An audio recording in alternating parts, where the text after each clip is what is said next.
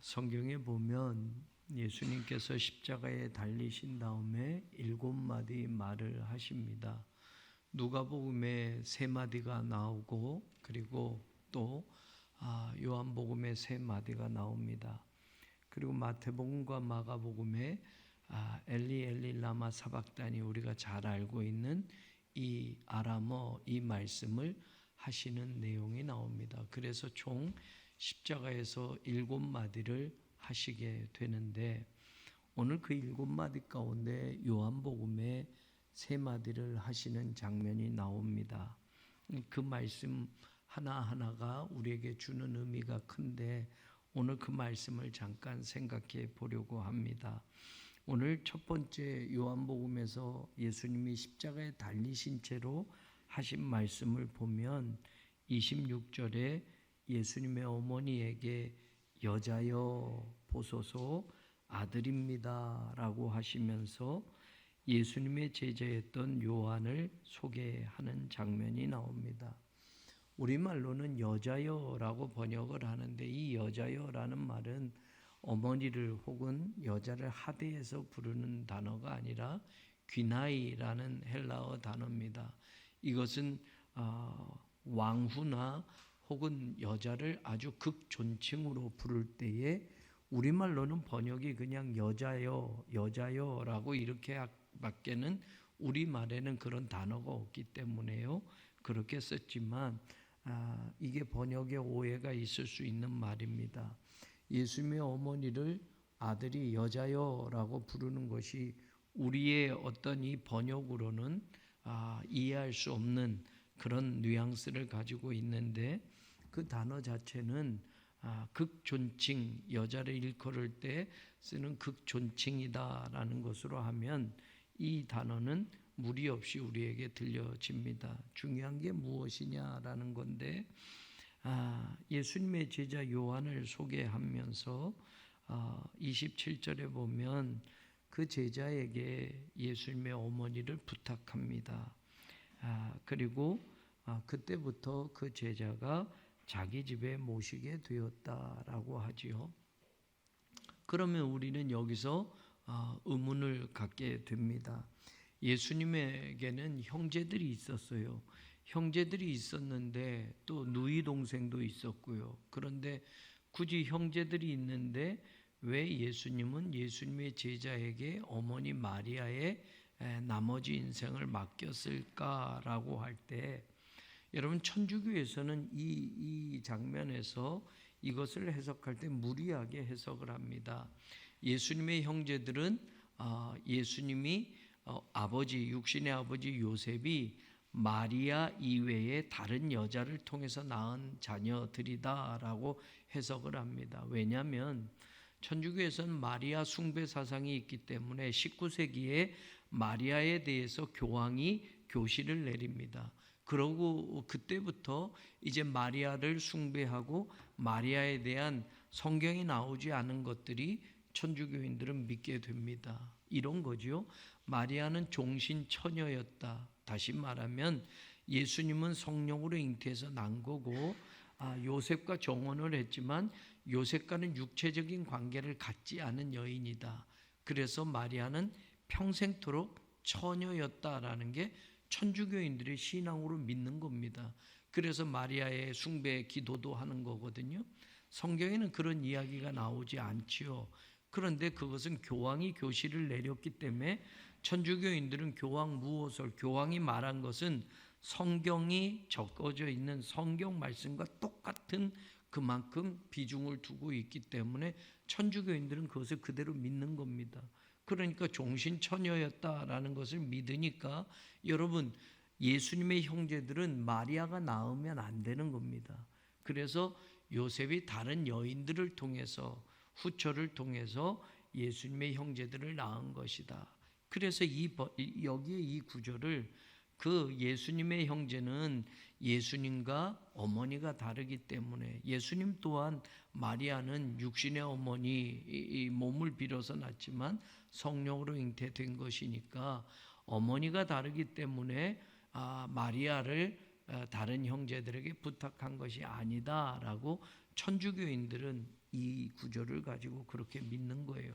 그것은 성경에 나오지 않는 내용을 너무 과하게 믿는 것이기 때문에 우리 개신교는 그 부분에서 분명히 다른 겁니다. 그러면 이 말씀을 어떻게 해석해야 할까라고 할 때 여러분, 우리는 예수님을 믿는 사람들에게 있어서 물론 혈육의 정, 혈연 공동체는 굉장히 중요하지만 이미 예수님이 십자가에서 달려 돌아가시기 직전에 또 예수님께서 예수님을 따르는 사람들에게 누가 나의 형제고 누가 나의 어머니냐라고 말씀하시면서 예수님이 신앙 공동체에 대한 것을 분명하게 말씀하시는 장면이 있었습니다.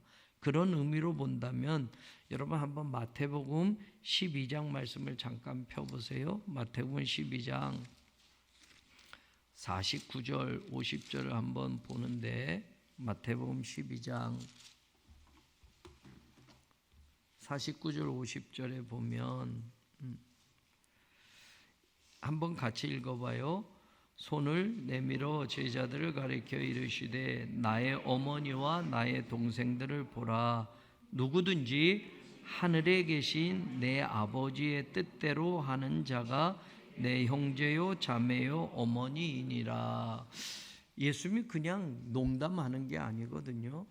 예수님에게도 육신의 형제들이 있고 육신의 어머니 마리아가 있지만 예수님은 하늘나라 공동체에 대한 하늘나라 복음을 전하면서 우리 인생이 여러분 물론 혈연의 관계 굉장히 중요하지만 혈연 공동체에 묶여지지 않는, 다시 말하면 하늘에 계신 하나님의 뜻대로 살아가는 사람들에게 있어서 육신의 어머니, 육신의 형제보다 더 중요한 건 하나님의 뜻을 이루는 신앙의 공동체 안에서 우리가 살아가야 하는 것, 이것을 가르쳐 주는 겁니다. 그래서 기독교라고 하는 것, 이제 예수님 이후에 이 땅에 기독교가 생기게 된 거고 그리스도교, 그리스도를 믿는 사람들이 생기게 된 것인데 기독교 신앙 공동체의 무브먼트, 운동으로 이야기할 때는 우리는 혈연 공동체끼리 연결되어서 하나님 나라 운동을 하는 것이 아니고 세상의 어떤 차별, 세상의 어떤 분리, 세상의 어떤 나눔 이런 것을 뛰어넘어서 하나님의 뜻대로 살아가는 하나님 나라의 복음을 가지고 그 복음을 성취하며 살아가는 사람들에게 있어서 신앙의 공동체가 얼마나 중요한 것인가를 예수님이 말씀하셨기에 십자가의 마지막 달려 돌아가시면서 예수님의 어머니 마리아를 예수님의 제자인 요한에게 맡기셨던 것들은 우리가 그런 의미로 생각해 볼 수 있는 것이다 라고 이야기할 수 있습니다. 천주교는 이 구절을 예수님의 형제를 어머니가 다른 형제라고 또 표현하면서 이 구절을 마리아를 강조하면서 이렇게 이야기를 하고 이렇게 해석을 하고 이렇게 믿습니다. 어떻게 믿느냐면 이것은 예수님이 육신의 어머니 마리아를 요한에게 부탁한 것이 아니라 요한으로 시작되어지는 기독교 공동체를 이제 마리아가 예수님으로부터 받아서 이 기독교 공동체에 말하자면 마리아가 앞으로 이끌어가는 그런 역할을 하는 그런 중요한 순간이다라고 이야기하는 겁니다. 그래서 마리아는 기독교 신앙 공동체의 보호자의 역할을 한 것이다. 예수님은 이제 앞으로 예수님의 제자들과 함께 일어날 신앙 공동체에 예수님의 육신의 어머니 마리아가 이 신앙 공동체를 이끌고 보호해 줄 영적인 어떤 자리에 바로 이 순간 예수님의 어머니 마리아가 이제 그 자리에 있게 되는 것이다 라고 천주교는 이렇게 해석을 하는 겁니다. 그러니 여러분 마리아를 숭배하게 되는 거죠. 그러니 마리아를 숭배하는데 더 나아가서 천주교는 말입니다. 종신 처녀였다라는 것뿐만이 아니라 마리아는 부활 승천했다라고도 믿습니다. 성경 어디에도 나오지 않아요. 그런데 천주교인들은 마리아는 죽지 않고 승천했다라고 믿어요. 이것은 천주교의 교리입니다. 신앙입니다.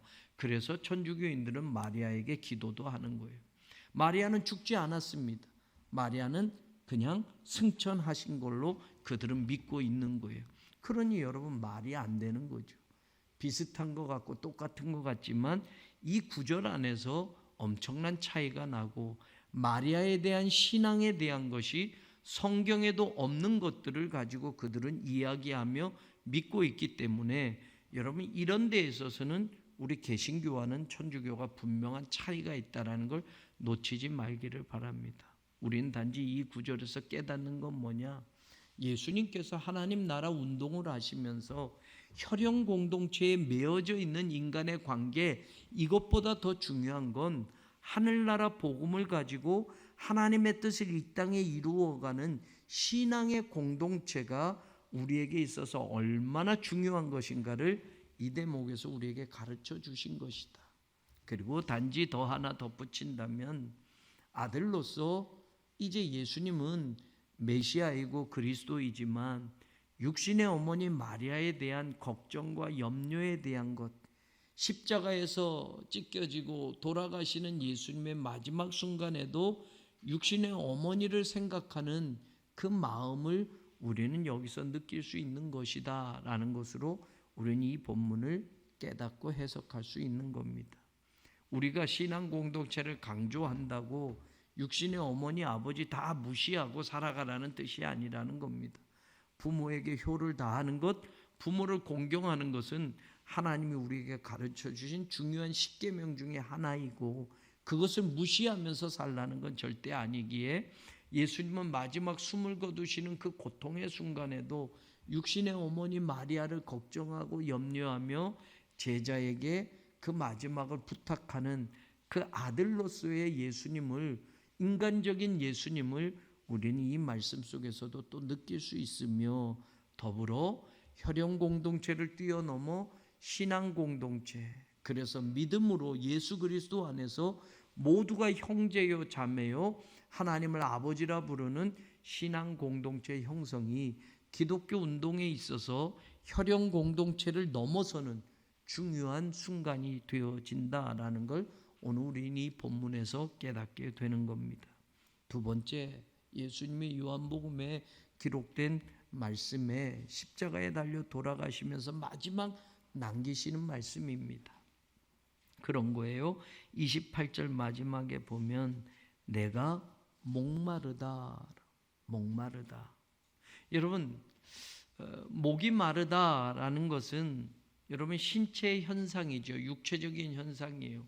예수님은 육신을 가지고 이 땅에 오셨기 때문에 육신적인 한계 속에 머물러 있습니다. 그래서 육신적으로 피곤도 하셨고요, 육신적으로도 배고프기도 하셨습니다.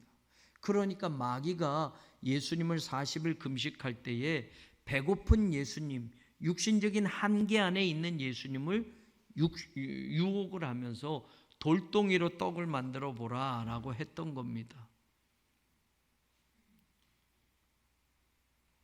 금식을 하니까 떡덩이 얘기하니까 배가 고프네 갑자기. 아내와 함께 아침 금식을 저녁으로 바꿨거든요. 그런데 배가 고프네 떡덩이 얘기하니까.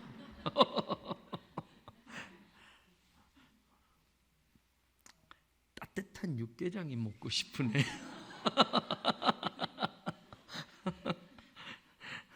장례식장에서 점심을 일찍 먹고 와가지고 배가 고파요.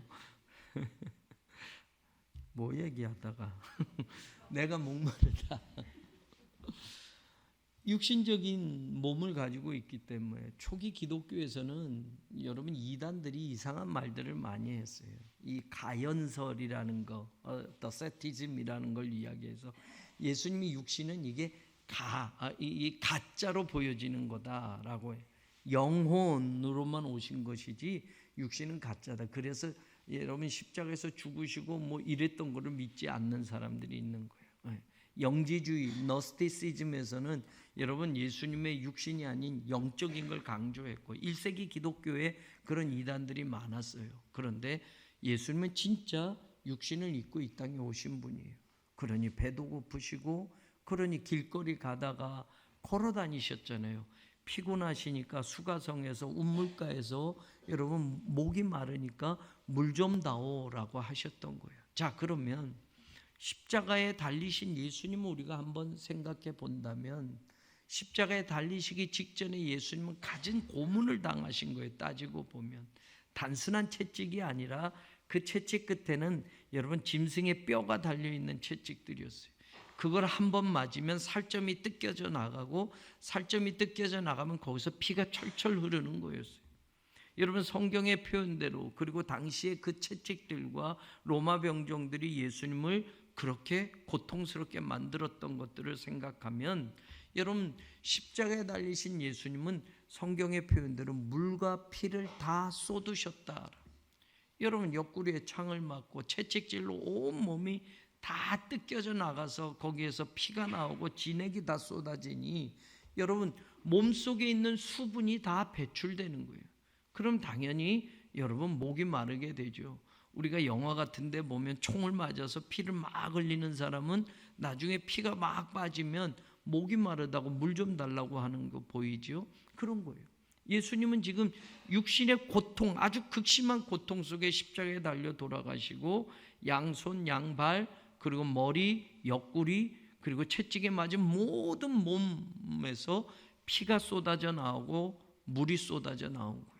그러니 여러분 수분이 배출되니 수분이 모자르면 탈수 현상이 생기게 되고 탈수 현상이 생기니 당연히 목이 마르고 수분을 섭취하고 싶었던 거예요.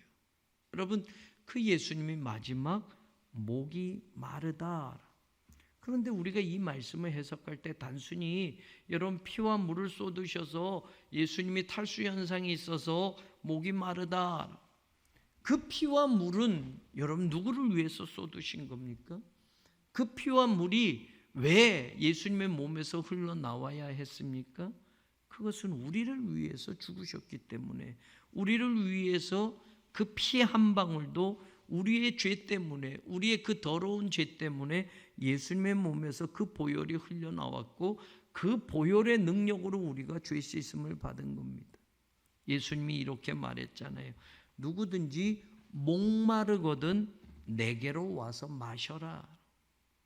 여러분 예수님을 마시면 마실수록 예수님은 모든 것을 우리를 위해서 다 내어주신 거예요. 예수님의 몸에 있는 피와 물이 다 배출되면서 그 보혈로 우리의 더러운 죄가 씻겨진 거예요. 내가 주는 물은 영원히 목마르지 아니하니 그 속에서 영생하도록 솟아나는 샘물이 되리라. 예수님이 주는 물을 먹고 우리는 영생을 얻은 것이고 예수님이 십자가에서 죽으심으로 예수님이 십자가에서 그 물과 피를 다 쏟으심으로 우리는 그 십자가의 능력으로 십자가의 보혈로 우리는 영생받고 구원받았던 거예요. 다시 말하면 내가 목마르다라는 말은 예수님에게 있는 모든 것을 다 내어주셨기 때문에 우리는 예수님이 그 마지막 모든 것을 다 쏟아 놓으셨기 때문에 우리를 위해서 목마른 우리의 인생을 위해서 예수님의 피 한 방울까지 다 내어 놓으셨기 때문에 예수님은 텅 비었던 거예요. 그래서 여러분 그 유명한 말씀처럼 하나님과 동등됨을 취할 것으로 여기지 아니하시고 자기를 비워 종의 형체를 가져 이 땅에 사람처럼 오셨고 죽기까지 복종하셨으니 곧 십자가에서 죽으십니다. 자기를 비워라는 거. 여러분 비워라고 할 때 이 비운다는 건 텅 빈 겁니다. 아무것도 남지 않는 걸 말하는 거예요. 높고 높은 하늘 보좌에 하나님과 똑같으셨던 그분이 그 지위, 그 보좌, 그 영광 다 버리고 사람으로 내려오셨고 사람으로 내려오신 것만도 엄청난데 죽기까지 십자가에서 죽기까지 우리를 위해서 자신을 텅 비우신 겁니다. 그래서 예수님의 십자가는 자기 부정이에요. 죄가 있어서 죽은 것이 아니라 우리 죄 때문에 죽으셨고 우리 죄 때문에 자기 자신을 부정하셨고 자기 자신을 비우셨고 우리에게 모든 걸 내어주신 분, 그게 바로 십자가 사건이었다. 내가 목마르다라는 말은 우리에게 다 주시고 더 이상 육신적으로 내어줄 것이 없는 그 마지막 텅 비어진 상태까지 예수님께서 내려가신 것이다. 그래서 목마르다라는 말은 여러분 그 예수님의 피 한 방울이 우리에게 생명이 되었고 예수님의 십자가의 그 보혈이 우리에게 영생을 약속한 하나님의 선물이 되었다라는 것으로 이 말씀을 우리는 읽어내려 갈 수 있어야 된다. 마지막 30절에 보면 예수님께서 다 이루었다라고 하시고 머리를 숙이고 영혼이 떠나가시다. 다 이루었다. 여러분 이 말씀을 하시는 예수님은 33살이었어요. 33살짜리 청년이죠. 따지고 보면 제가 58세인데 여러분 58년 동안 살면서 여러분 내가 내 인생의 어떤 목적이나 내 인생의 어떤 계획들 아직도 이루지 못하고 살아요. 다 이루었다라고. 여러분 여기 더 연장자 계신 어르신들이 있어요. 70을 살고 80을 살아도 나 다 이루었다라고 하시면서 인생의 후회 없이 그 인생의 마지막을 떠나실 수 있겠는가? 33살 33년 젊은 나이인데 그리고 예수님이 공생애 하신 것은 3년밖에 되지 않아요. 그런데 지금 십자가에서 예수님이 다 이루었다라는 말씀을 선언하고 있어요. 엄청난 말씀이에요. 그럼 예수님은 뭘 이루었어요? 여러분 다 이루었다라고는 이 히라보 단어 텔레오라는 단어는 끝이다, 마쳤다라는 뜻보다는 완성했다라는 뜻이 더 강한 단어예요. 그러니까 여러분 일 끝났어라는 일은 여러분 끝나도 여러분 또 내일 할 일이 있는 그런 끝남들이 우리 인생에는 계속 되어지는 거잖아요. 그런데 이 끝남, 이 마치고 다 이루었다라는 건 여러분 더 이상 할 게 없는 완성을 이야기할 때 쓰는 단어란 말이에요. 예수님이 다 완성했다라는, 다 이루었다라는 말은 완성했다라는 거. 일이 끝났다라고 하는 어떤 한계, 어떤 단계 그것을 말하는 것이 아니라 모든 걸 완성했다. 그래서 더 이상 할 게 없다라고 할 때 쓰는 단어를 예수님 마지막 쓰고 계셔. 뭘 다 이루셨나? 여러분 여기에서 우리는 중요한 신앙적인 가르침을 배우게 됩니다. 마태복음 여러분 성경 찾아보는데 마태복음 5장 17절을 잠깐 찾아보세요.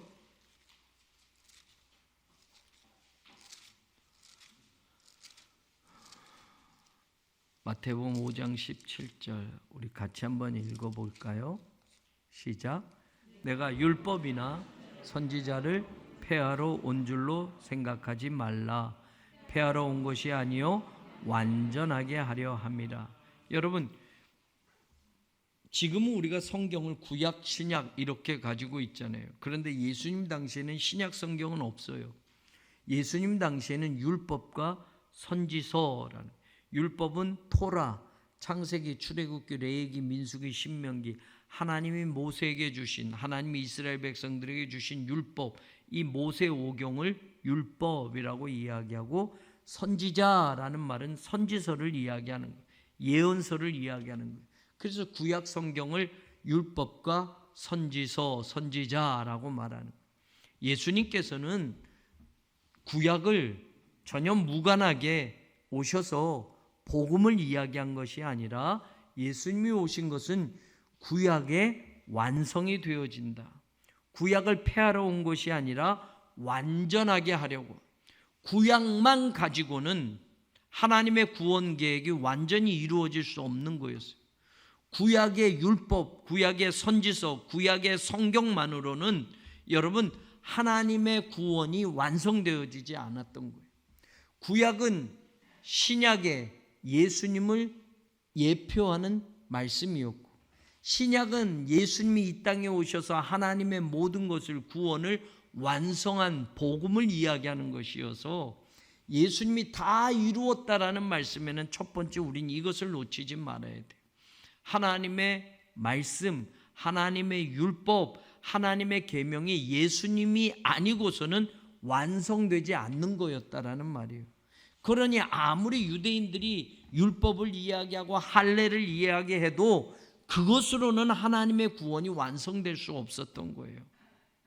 그런데 예수님이 오셔서 구약을 완성시키셨고 율법과 선지자를 폐하는 게 아니라 그것을 완전하게 만드셔서 하나님이 세상을 창조하시고부터 하나님의 세상의 마지막까지 하나님의 커다란 구원의 역사를 예수님께서 완성하셨다라는 뜻으로 다 이루었다라고 말씀하시는 거예요. 그 다음에 또 한 가지, 여러분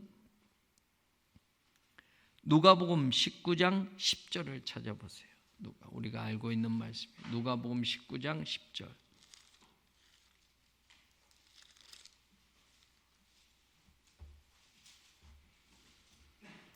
인자가 온 것은 잃어버린 자를 찾아 무엇하기 위함이다?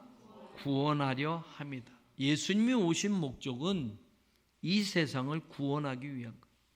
죄로 인해서 하나님에게서 멀어지고 죄로 인해서 하나님과 원수된 우리들을 예수님께서 오셔서 구원하시기 위해서 그 죄의 문제를 예수님이 해결해 주시고 하나님과 원수된 우리를 화목하게 하시기 위해서 화목제물로 십자가에서 죽으신 것이어서 여러분, 내가 다 이루었다라는 말은 예수님의 인간적인 어떤 목적을 이루었다라는 뜻이 아니라 하나님의 구원의 완성을 이루었다라는 선언이라는 말이에요.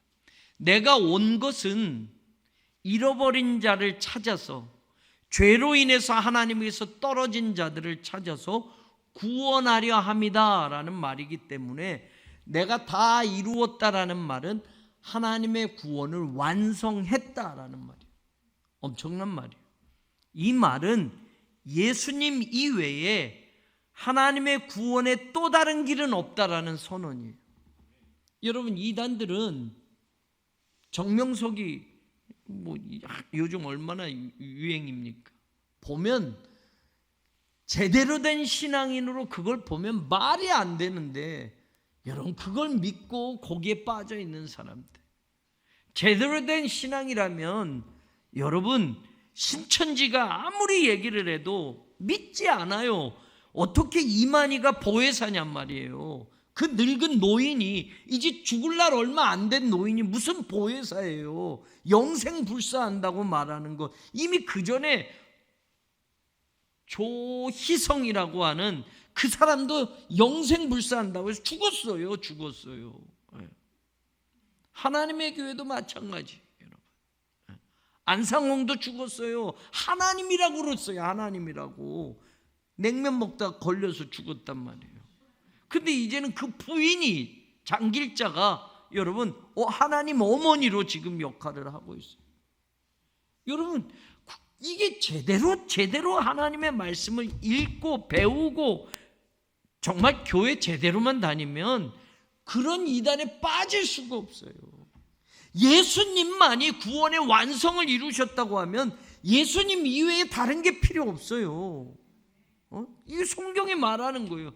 내가 잃어버린 자를 찾아 구원하려 왔다라고 하시면 여러분, 그 구원을 완성을 못하셨으면 십자가에서 내가 아직 다 못했네 라고 하시겠지만 다 이루었다, 완성했다라는 말이에요. 이 다 이루었다라는, 완성했다는 건 뭐예요? 하나님의 구원을 다 이루었다라는 말이에요.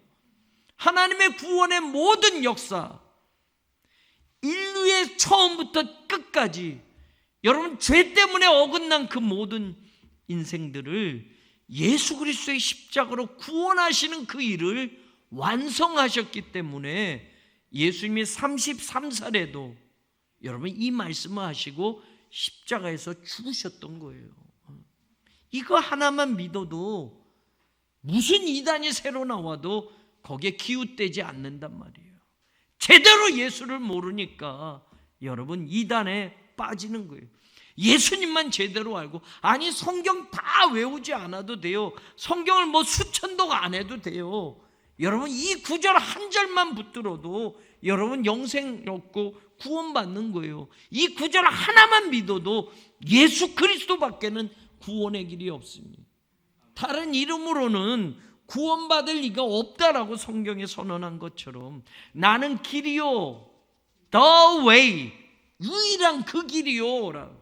그 길이 뭐예요? 아버지께로 올 자가 없느니라 말할 때 아버지께로 갈 수 있는, 하나님께로 갈 수 있는 나는 길이요, 나는 진리요, 나는 생명이니 나로 말미암지 않고는 아버지께로 올 자가 없다라고 하셨잖아요. 이 한 절만 믿어도 여러분 이단에 현혹되지 않는 거예요. 길은 a way가 아니에요, the way예요. 아버지께로 가는 유일한 길. 그래서 정관사 더가 붙는 거지 부정관사 어가 붙는 게 아니에요. a way면 이 길도 있고 저 길도 있고 또 다른 길도 있는 거지만 예수님만이 유일한 구원의 길, 하나님께로 갈 수 있는 그 길이기 때문에 나는 길이요, 정확히 나는 그 유일한 길이요 라고 말한 거예요.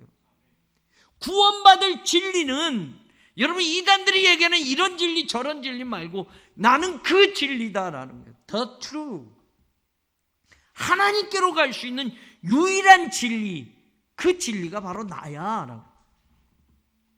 The life, 영생을 줄 수 있는 생명이 예수님에게만 있는 거예요. 여러분 그 구절 하나만 믿어도 이단이 뭐라고 얘기하고 어떤 이단이 또 태어나고 여러분 문선명이 죽고 뭐 이래도 여러분 사람들은 아직도 통일교, 저 여의도에 빨간 줄 쭉 떼져 있는 그 여의도에서 제일 높은 빌딩이 통일교거예요. 통일교거. 그 이단들은 아직도 돈, 문선명이 죽었으면 다 끝나는데 여러분 안 되는 거예요. 안 돼. 엄마하고 문선명이 부인하고 문선명이 아들들하고 재산 싸움 하잖아요. 그런 걸 보면 그게 무슨 그걸 보면 알아야 되는데 여러분 몰라요. 너무 어리석어요. 인생들이. 다 이루었다라는 말은 율법을 완전히 완성했다라는 뜻뿐, 그것뿐이 아니라 여러분 하나님의 구원을 완성했다라는 거예요.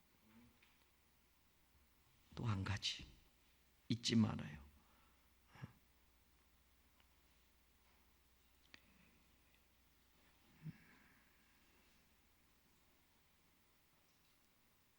골로새서 2장 15절을 찾아보세요.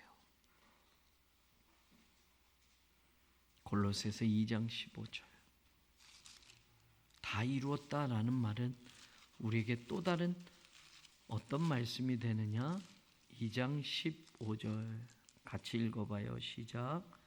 통치자들과 권세들을 무력화하여 드러내어 구경거리로 삼으시고 십자가로 그들을 이기셨느니라. 그 앞에 있는 말씀도 중요해요.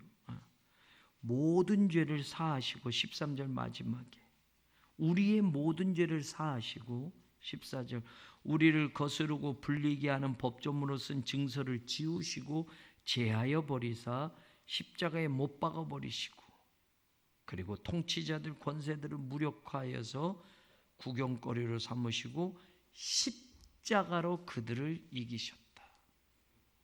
너희가 세상에서 환난을 당하나 담대하라. 내가 세상을 이기었노라. 십자가로 이기셨다. 십자가로 죄의 권능을 이기셨어요. 여러분 죄를 이길 것이 아무것도 없었어요. 우리 힘으로 죄를 해결할 수 없어요. 돌부처에게 10,000번 절을 해도 죄가 해결이 안 돼요. 여러분 스님들 산속에 들어가서 돌을 닦은다고요? 불경 외우면서 여러분 면벽한다고요? 면벽 9년 참선을 하면서 벽만 보고 9년 동안 그래서 해탈한다고요? 그래서 죄가 해결된다고요? 천만의 말씀. 살아보면 알잖아요. 여러분 우리 인생이 얼마나 연약하고 죄는 수시로 내 머릿속에 마음속에 왔다 갔다 할 수 있는지. 세상 것 바라보면 금세 우리가 어떻게 벽만 보고 살아요. 불교계엔 유명한 면벽 9년, 벽만 9년 동안 앉아서 보고 해탈하셨대. 참. 그래서 참선, 선불교는 그거 믿어요. 그래서 여러분 그렇게 한단 말이에요. 벽 보고 구원받을 수 있어요? 에? 참네. 알잖아요, 알잖아. 산속에 간다고 죄하고 떨어져서 사나요? 요즘은, 옛날엔 그래도 스님들이 다 그렇게, 요즘은 그 높은 산에도 아스팔트가 쫙 돼서 그런 큰 주지 스님이면 좋은 자가용 타고 올라가셔요. 진짜예요. 가보세요. 설악산, 아유, 우리 가지도 않는데 돈 내야 되잖아요. 절간에다가. 너무너무 불합리해. 문화재라고 해서 거기는 정부로부터 돈도 받고 말이에요. 우리는 구역회라도 해서 성도들이 드린 헌금을 다 어디다 쓰고 수입 지출 다 보고하고 이렇게 하죠. 절간에는 시주 들어온 거 보고하나요? 안 해요, 안 해. 안 한단 말이에요. 여러분, 다 이루었다는 십자가로 죄의 권능을 이기는 거예요. 이 세상에 죄를 이길 수 있는 거 없어요. 그러니까 모두 죽는 거예요. 죄가 들어와서 사망도 들어왔다고 하고, 모든 사람이 죄를 지음에 모든 사람에게 사망이 왔느니라 성경은 선언하잖아요. 사람들이 왜 죽습니까? 늙어서 죽는 게 아니에요. 죄 때문에 죽는 거예요. 죄 때문에. 성경은 그렇게 선언하고 있어요. 이 세상에 안 죽는 사람 없어요. 왜? 죄인이니까 죽는 거예요. 그게 죄의 무서운 권능이에요. 그런데 여러분, 이 죄의 권능을 예수 그리스도의 십자가로 이기셨어요. 그래서 예수님이 부활하신 거예요, 여러분. 십자가에서 죽으셨지만 죄인이 아니시기 때문에 예수님은 부활하셨던 거예요. 예수님을 믿는 사람은 죄인이라도 그 예수님의 십자가의 은혜로 구원받는 거예요. 예수님이 대신 죽어주심으로 우리의 죄가 용서받는 것이고, 그것을 믿으면 그 믿음으로 구원받는 거예요, 여러분. 이게 기독교의 진리예요. 세상에서 아무리 이야기해도 여러분, 이것이 성경이 말한 진리예요. 내가 세상을 이기었노라 라고 선언하셨어요. 다 이루었다라는 말은 내가 십자가의 능력으로 내가 이겼다라는 거예요. 그래서 여러분, 사망이 더 이상 예수님을 가둬둘 수 없고, 사망의 권세를 깨뜨리고 예수님은 부활하셨던 거예요. 그리고 그 예수님을 믿는 사람들에겐 그 부활이 우리에게도 주어지는 거예요. 똑같이. 우리의 우리의 노력, 우리의 힘이 아니라 예수님의 십자가의 보혈의 은혜로 우리의 죄가 씻어지고, 우리는 값없이 하나님으로부터 의롭다 하심을 받게 되는 것이고, 우리는 구원받게 되는 거예요. 사람에게는 자기 스스로를 구원할 수 있는 능력이 요만큼도 없어요. 좋은 대학을 나오고 돈을 아무리 많이 벌어도 그것으로는 죄의 권세를 깨뜨릴 수 없어요. 내 교회를 세우리니 음부의 권세가 이기지 못하리라. 여러분, 음부의 권세 늘 계속 얘기하잖아요. 올해 주님의 교회를 세웁시다. 음부의 권세라는 이 원어로 그대로 이야기하면 The gate of Hades. 하데스의 문, 하데스는 지옥이라고 하는 이 단어, 음부라고 하는 단어예요. 그러니까 여러분, 지옥의 권세는 뭡니까? 죽음이에요, 죽음. 사탄은 이걸 가지고 우리를 무너뜨리려고 했어요. 그런데 여러분, 죽음의 권세가 이기지 못하는 유일한 것이 이 세상에 있어요. 이 세상의 정부, 대한민국 정부, 여러분, 대한민국 정부가 죽음을 이기지 못해요. 이 세상에 돈 최고로 많은 사람, 죽음을 이기지 못해요. 이 세상의 가장 큰 나라의 대통령, 왕, 죽음을 이기지 못해요. 죽음의 권세를 이기지 못해요. 그러나 여러분, 죽음의 권세를 이길 수 있는 유일한 건 뭐라고요? 예수님의 교회. 내가 내 교회를 세우리니 이 반석 위에 음부의 권세가 이기지 못하리라. 그 교회는 바로 우리예요. 그 교회는 십자가를 믿는 우리예요. 그 교회는 예수 그리스도를 믿는 우리예요. 예수 그리스도를 믿음으로 여러분 죽음의 권세가 더 이상 우리에게 왕노릇하지 못한다고 성경이 선언하는 거예요. 다 이루었다는, 여러분 내가 이겼다, 사망 권세를 깨뜨리고 이겼다라는 승리의 선언도 되어진다라는 말씀. 이 세 마디 주님이 정말 중요하시기에 마지막 육신의 몸에서 떠나시기 직전 이 세 마디 말을 남기셨는데, 그것이 신앙적으로 우리에게 얼마나 중요한 말씀들이 되느냐, 오늘 나눴던 말씀 속에서 우리가 잊지 않기를 주님의 이름으로 간절히 축원합니다.